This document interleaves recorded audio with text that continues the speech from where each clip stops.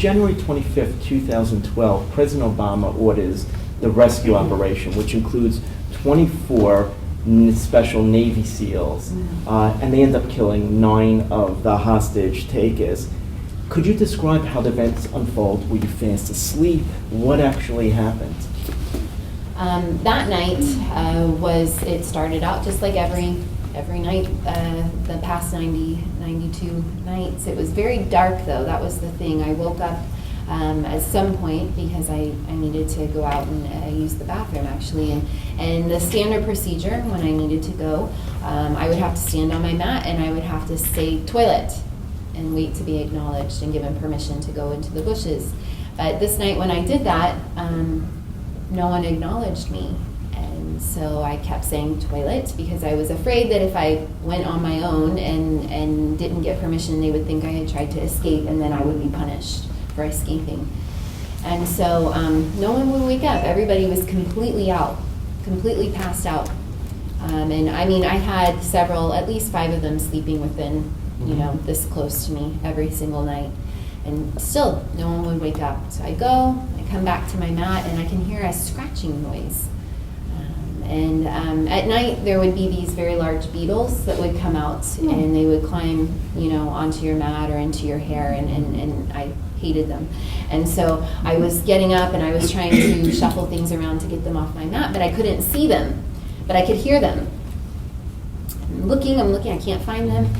Finally, I get so tired of trying to find them, I just give up, and I decide I'm going to go back to sleep. And then I hear one of them that we had nicknamed Helper, who was sleeping closest to me, I hear him get up, and I hear him start to whisper, kind of scream for the others to wake up. And I take the blanket off my face, and I look at him, and I see this look of horror on his face.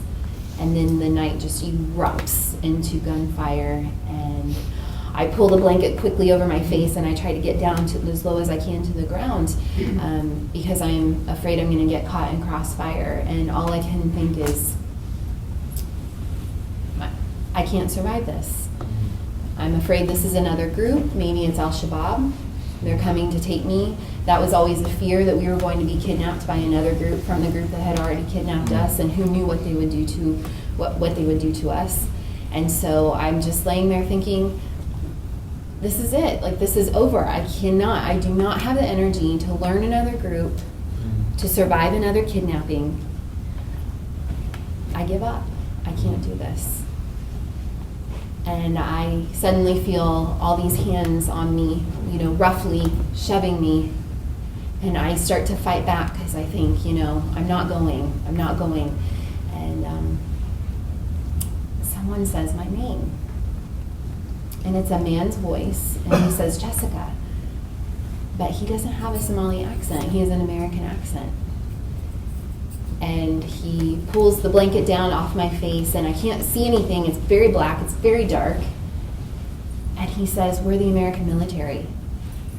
We're here to save you, we're here to take you home. And I mean, it was the furthest thing from my mind. And all I could say was, you're American.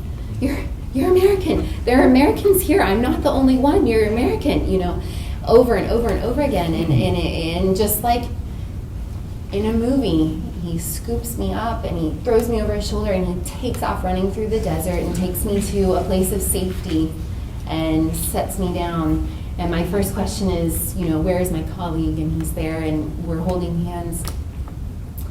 And at some point, my colleague leans over and he says, you know who this is? And I say, no, you're Americans. And he says, these are the Navy SEALs. And I'm like, no. I don't know yet that it's SEAL Team 6. And then they are checking the premises to make sure everything is safe, but they don't think it's completely safe yet. And so they ask me to lie down on the ground, and they form a ring around us, and then 3 of them get down on top of me and form a human shield to protect me until the helicopters come.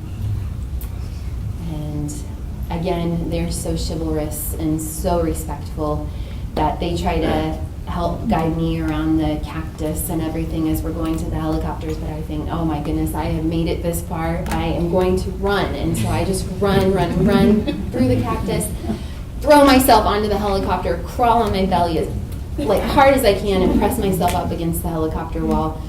And it's not until we're hundreds of feet up in the air and I start to breathe.